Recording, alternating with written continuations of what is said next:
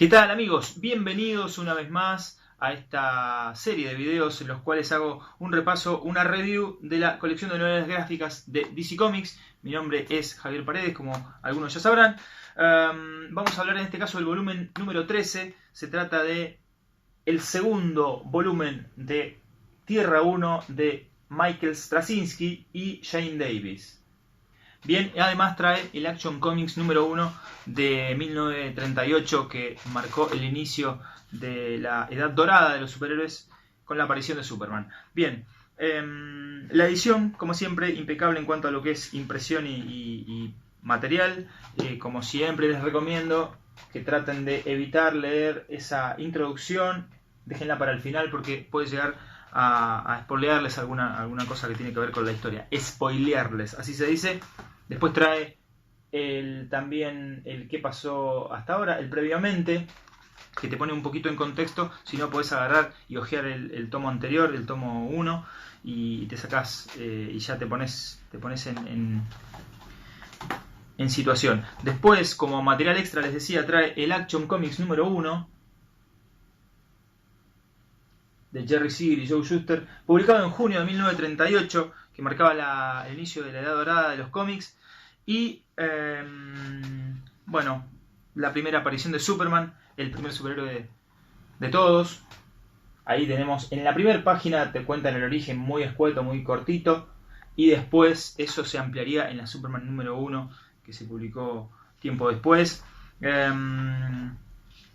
Esto, como digo siempre, es como un valor histórico, arqueológico, no así de relato, porque realmente es muy difícil de leer hoy por hoy. Obviamente hay que ponerlo en contexto, ¿no? Pero, por ejemplo, bueno, acá tenemos la clásica escena, que de hecho es la tapa también del cómic, de Superman rompiendo ese auto verde contra una montaña. Nada, es un lindo extra, la verdad. No trae otra cosa más, lamentablemente, que ese extra.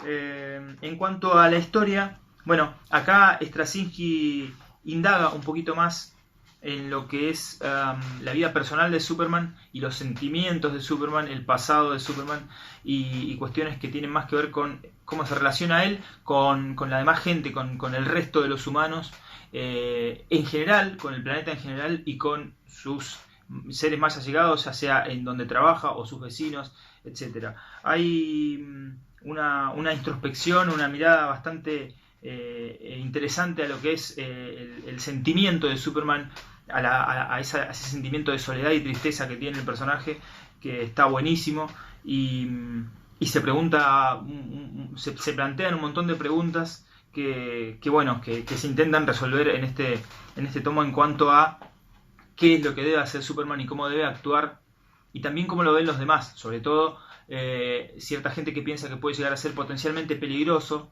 En este caso, bueno, el ejército de los Estados Unidos, que lo considera una posible amenaza y está realmente preocupado. Hay implicancias a nivel internacional con lo que puede hacer o no Superman. Hay acciones que decide o no decide tomar, y eso impactan en el mundo en general, y también, bueno, él se pregunta cómo debe actuar ante ciertas situaciones. Hay situaciones por ahí a una escala un poco más personal que él no sabe cómo manejar, que no sabe cómo enfrentar, porque hay un montón de cosas que están ligadas a su pasado y cómo fue criado, y todo tiene que ver con los poderes que tiene y la carga que lleva por tener esos poderes. Eso está muy bien desarrollado por Straczynski. Hay un par de historias que van por detrás de la historia principal, que se inició en el tomo 1 y sigue en el tomo 3, que es, bueno, esta manera en la que Superman va tomando conciencia de lo que es, de lo que puede hacer y de lo que significa y de lo que puede hacer por la humanidad. Hay un par de historias que van por detrás, que son subtramas, que algunas se empezaron a desarrollar también en el primer tomo, otras se empiezan a desarrollar, se empiezan acá y terminan acá, y están buenísimas. Hay un par de historias que van por detrás. Está bueno. Hay un villano que es un poquito más carismático que el villano del tomo 1, que si bien la historia está un poco acelerada como está contada para que entren en el tomo, está bien, hay un desarrollo y hay una idea detrás. El guión es impecable. para mí es impecable, es un muy buen guión, es una muy buena historia de Superman. Los fanáticos del personaje probablemente estén agradecidos con esta historia. Y en cuanto al dibujo, el dibujo de Shane Davis es un tipo muy detallista, muy meticuloso, con un estilo hiperrealista, maneja muy bien la anatomía humana, pero a mí me sigue pareciendo súper inexpresivo. Me parece que le falta dinamismo, plasticidad. Es un personaje, es un dibujante para mí demasiado estático. Por ahí es bueno para pósters, para ciertas poses. Los personajes parecen ser viste, como si fueran estatuas de cera en algunos casos, inexpresivos. Por ahí en la parte que ayuda mucho es cuando muestran esa soledad y esa tristeza de Superman en este Superman de Straczynski. Eso está muy bien. Pero en general los personajes parecen estáticos y no, la verdad que no está bueno. Qué sé yo, no sé, me parece que es como que aporta poco, y podría tener un poco más de dinamismo, y la verdad que estaría muy bien. Pero en definitiva no es un mal dibujante, para nada. Nada, yo prefiero por ahí otro tipo de dibujantes un poco más dinámicos. Sucede simplemente eso, no me parece que sea un mal dibujante ni nada por el estilo. Digo que es muy estático y a mí un poco me aburre. Eso entonces por un lado. Para finalizar, como siempre, tienen el anuncio de lo que va a venir, esta clásica historia de Batman, que es una muerte en la familia, en la cual seguramente estaré hablando la semana que viene, dentro de 10 días, cuando ya salga el tomo lo pueda releer. Y Green Arrow, año 1, una interesante historia de Green Arrow que no tuve placer de leer todavía, porque esto creo que es del nuevo 52, si no me equivoco. Puede que me equivoque, después lo voy a indagar bien. Igual estaremos hablando de este tomo seguramente cuando llegue el momento.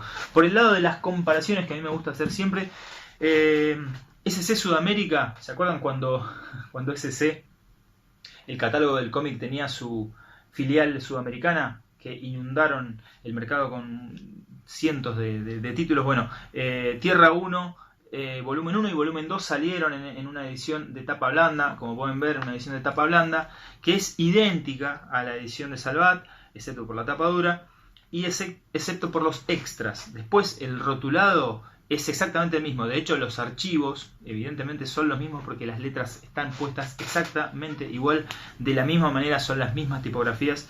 Así es que evidentemente usaron el mismo archivo para hacer esta edición. Lo que sí trae esta edición de SC Sudamérica es las dedicatorias de Straczynski y de Shane Davis, que no son gran cosa, pero es un extra. Y trae algo, trae un pequeño reconto de lo que fue la historia hasta ese momento.